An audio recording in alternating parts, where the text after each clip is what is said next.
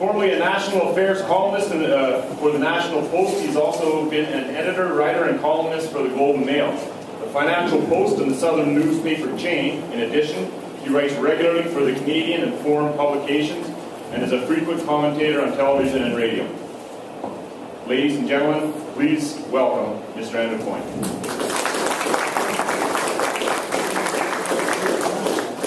Well, thanks very much for the introduction, and thank you, members of Alberta HUB, for having me come to speak to you. It's good people who are doing real work for real people, as opposed to lazing around in Toronto telling other people how to do their jobs. If I can only say a word in my defense, I live in Toronto, but I am not from Toronto. Now, I'm from Winnipeg, and in Winnipeg we say we're from the West. I know it doesn't cut much ice with you. I got my comeuppance once. I was hired on as the South newspaper columnist, and they sent me around to visit all the papers and introduced myself. And I walked in the doorway of the Calgary Herald and Edmonton Journal, and the first thing I got was, what do we want another columnist from Toronto for? And thinking this would impress them, I said, well, actually, I'm from Winnipeg. And looked at me and went, yeah. So I've learned to be a little cautious in playing my Western credentials, but as I say, we do think of ourselves as Westerns in Winnipeg. I want to try and give you some semblance of an explanation as to what on earth just happened in federal politics, because it is, I think, bewildering sometimes how people behave and sometimes the outcomes of these mysterious processes. And I'll try and talk a little bit about what all this means in terms of the agenda of the new government and a good dollop of what I think their agenda should be, though I don't have a lot of confidence that it will be. I think the Tories have an opportunity to firm up, shall we say, the policy consistency.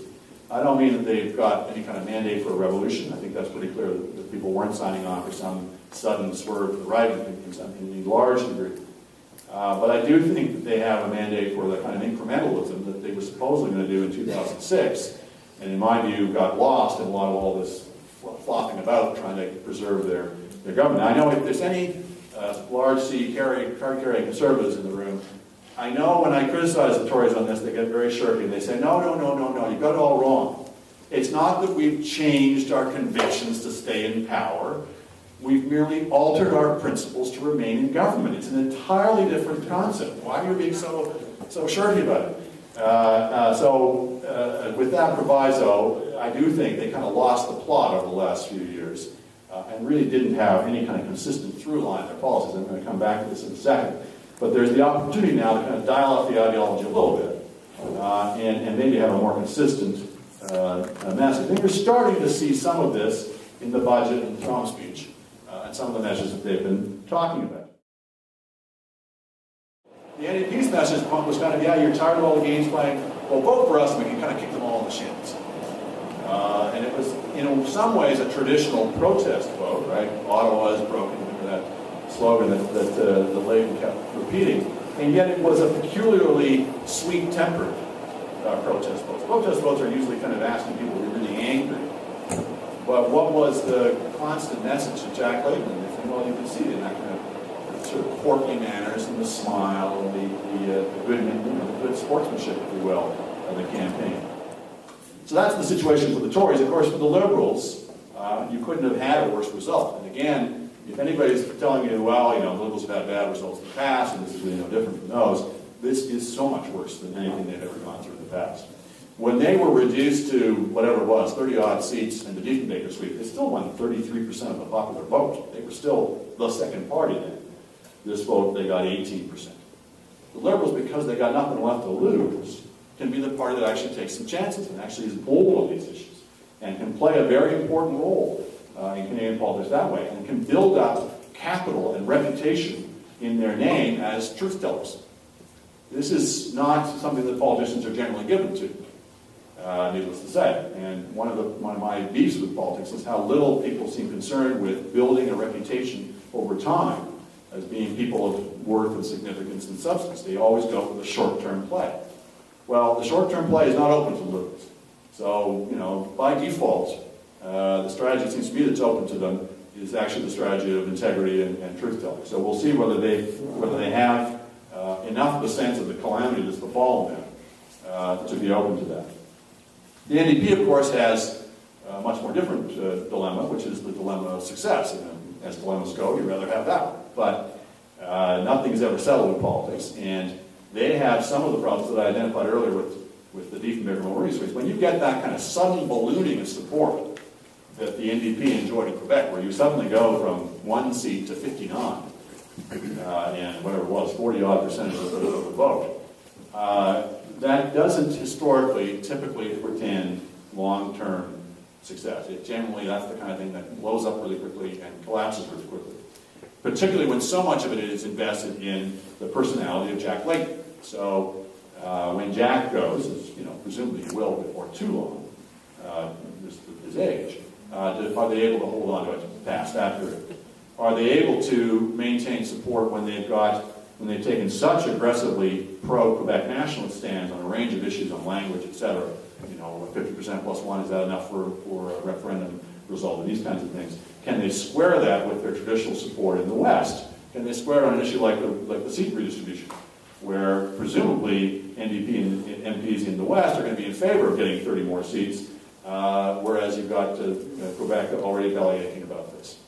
So that's going to be tough for them to square. Can they maintain credibility as what they would like to be seen as a government in waiting, an alternative government, when they've got so many young, inexperienced MPs, particularly from Quebec, who kind of surfed in on that wave? As you know, many of them didn't even show up in their ridings to campaign. Some of them are not yet out of their teens. Some of them are of indeterminate views on whether they think Canada should exist as a country or not.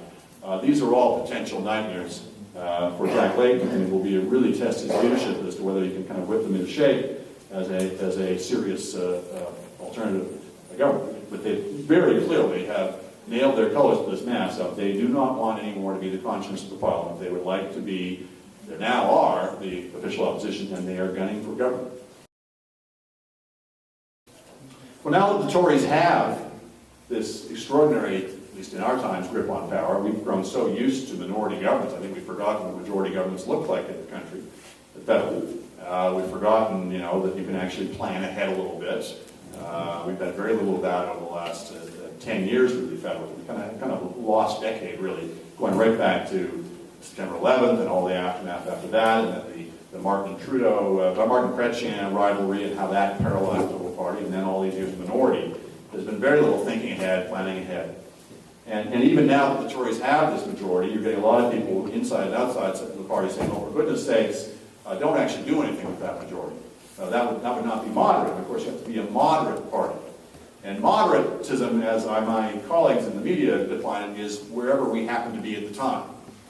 We tend to be we have a real bias. You've heard all about media bias. I'll tell you, the strongest bias in the media is toward the status quo, because that's what we know, and therefore it becomes the high hill of received wisdom that anything that proposes to change that is radical and strange and different. And as every pundit will proclaim, the way in which you win elections is you move to the middle. I want to propose a slightly variation on that. If you really look at who is successful in politics, they're not the people who move to the middle. They're the people who move the middle to them. They are the political entrepreneurs who don't just give people what they already want. They give them what they didn't know they wanted until now, which is more or less the definition of an entrepreneur. They're the people who find a way to make what they're saying popular. It's not, leadership in political politics, in my view, is not doing unpopular things necessarily. Sometimes it is. Much more often, it seems to me, it's making the things you do popular. It's finding a way to bring people. Let me just close by saying, I hope I haven't completely demoralized you. We have a great challenge in front of us. But we're also getting a few things right. We're getting our tax rates down. We've kept our deficits from getting too big. We're opening these free trade agreements. The biggest issue, of course, is we are the masters of our own fate. It's up to us. It's the choices that we make as a country and at the provincial level, as provincial voters. We can really affect our fate. And I'll close with another quote from G.K. Chesterton. He said he was not a fatalist. He said, I do not believe in a fate that befalls us no matter what we do. He said, I do believe in a fate that befalls us unless we act. So that's the challenge for us, is to make these choices, is to get out of our comfort zone and make the kind of hard choices we need to do as a country. Thank you very much for your attention. I'll take any questions you might have.